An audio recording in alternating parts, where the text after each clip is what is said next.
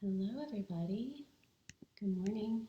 Oh my gosh, you guys, I forgot my coffee. Let me go get it.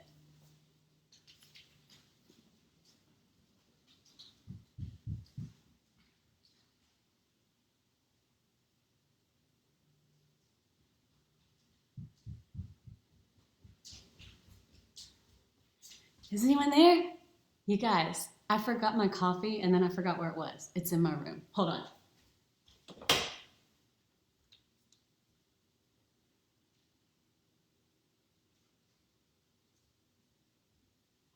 Okay, welcome. Wow, lots of people are signing on.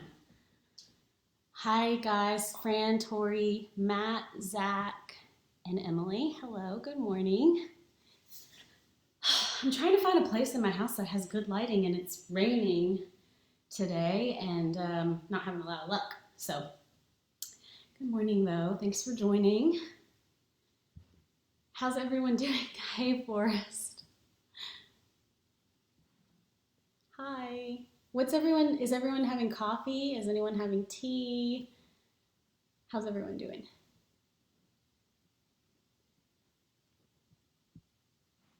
Okay. Did you guys know I was in an effort to, I don't know, do things as normal as possible? I was looking at my calendar, which is kind of humorous these days, and I was making a list for what I wanted to accomplish today. And I saw on my calendar that today is International Day of Happiness. Did you guys see that? Anyone? Hey, Jana. Matt gave in and he's drinking coffee. Yeah, but I saw that it's International Day of Happiness today. And so I want you to do something for yourself that makes you just happy, just makes you so happy. And I want to know what you think that might be if you know right off the bat. Someone comment and tell me.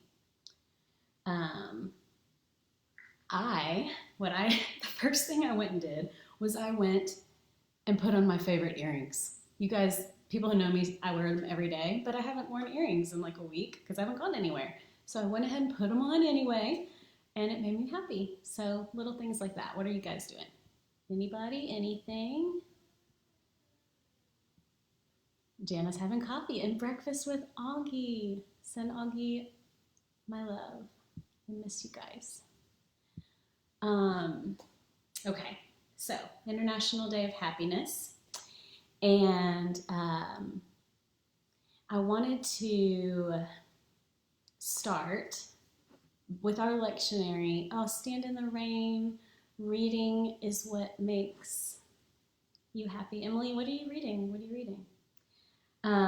Today, I wanted to start with our lectionary reading, our lectionary psalm, because I looked it up for the week, and it was Psalm 23. And I just think that that is such a beautiful scripture, something that can be comforting in hard times. Yeah, reading and running in the rain. Yeah. Hey, Michelle. Hey, Sarah. Sarah, I haven't seen you on here yet. Okay, so I'm going to read Psalm 23, and I just feel totally unprepared this morning, by the way. I intended to go get my Bible translation that I prefer for texts like this one, and I forgot it. So I'm going to read from the NRSV, the lectionary text, exactly as it is. Psalm 23. So let's take some breaths and let's read this. Let's take this in like a poem. Let's take this in like a gift together. And then I want you to consider using this verse this week. You could do some meditation with it. You could read it and do Lectio Divina with it.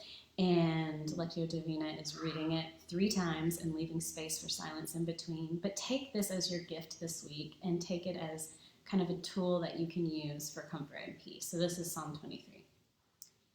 The Lord is my shepherd, I shall not want. He makes me lie down in green pastures. He leads me beside still waters. He restores my soul. He leads me in right paths for his name's sake. Even though I walk through the darkest valley, I fear no evil, for you are with me. Your rod and your staff, they comfort me. You prepare a table before me in the presence of my enemies. You anoint my head with oil. My cup overflows. Surely goodness and mercy will follow me all the days of my life, and I will dwell in the house of the Lord my whole life long. Hey, Chanson. Hey, Mark. Today I want you to think about this text, and I want you to think about the International Day of Happiness. That's today on March 20th, the second day of spring. And I want you to make every effort to pour into your own cup what makes you happy, what makes you overflow. And I want to know what it is too. So comment and let us know. It is like so dark in my house. Let me open these blinds a little more. See if that helps. Okay. All right. So here's what I got for you today. Our author Elizabeth Gilbert put this on her Instagram. I don't know if you guys saw it, but I loved it and I've been using it. And I wanted to practice this meditation that she offered with you guys today. And it's called, you may have heard of it, it's not original to her, it's 5, 4, 3, 2, 1. Has anyone heard of this meditation? Yeah. So here's how it works. The point of this meditation is to be able to do what we've been talking about doing all week long, which is being hyper present, being mindful, just being in the here and now. And so this is a meditation that will bring you back to your senses so that you can really be in the present moment. It's called 5, 4, 3, 2, 1. And what I want is you can observe me doing it, or you can participate right now if you're in an environment, which you can. But I think that everybody can practice this. Like, even if you're at work, even if you're standing in line at Costco, wherever you are, you should be able to practice this, okay? So let's try this together, okay? 5 is you name out loud 5 things that you can see. So I can see my cup of coffee that I just ran and got. I can see my cat clock, my old cat clock that's hanging on the wall, just like the one my grandma had with its tail moving back and forth.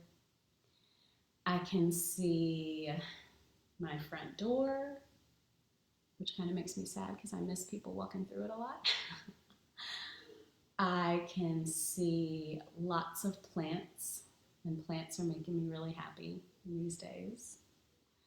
And I can see my planner, which is helping me find a new normal and find some structure in my life. So those are 5 things I can see. What can you see? Are you practicing this right now? Okay. So 4. You say 4 things you can hear. I can hear my 4-year-old have the iPad right now. I can hear the rain kind of dripping off our roof and onto our gutters. I can hear the wind blowing. The wind's blowing pretty hard right now here. It gets harder. And I can hear faint voices from the stock market that my husband listens to all day in his office while he's working. Yeah. So next, 3 things you can feel physically. I can feel my earrings that I just put in my ears to make me happy, dangling from my ears. I can feel the hard ground under my body because I'm not sitting in a chair right now. And I can feel my hands resting on my legs. What can you feel right now? Next, 2 things you can smell. It's kind of hard for me because I don't have a great sense of smell. But I can smell the incense that I lit earlier, traces of sandalwood and cinnamon. And I can smell faint aromas left over from last night's dinner. What can you smell?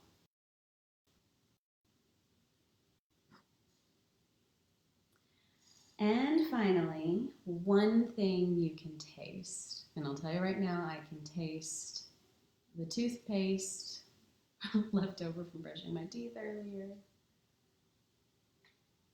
In this practice, 5, 4, 3, 2, 1, 5 things you can see, 4 things you can hear, 3 things you can feel, 2 things you can smell, 1 thing you can taste. I got this from Elizabeth Gilbert's Instagram.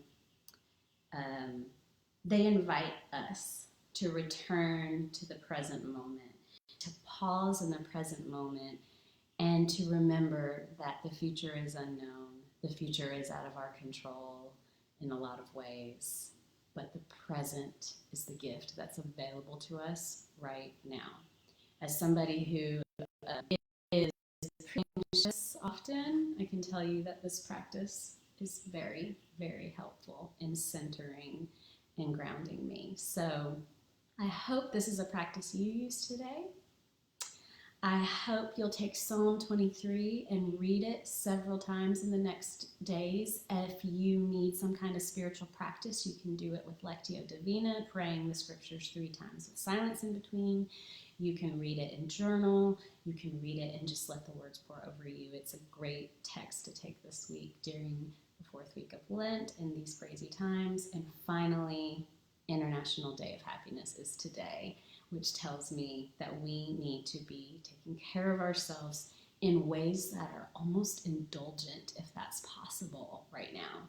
Do what makes you happy today, and all of us, regardless of our various contexts, are taken care of and have the hope of community with each other and with community with the divine, no matter what. And that brings me great deal of happiness. Thank you guys so much for joining today.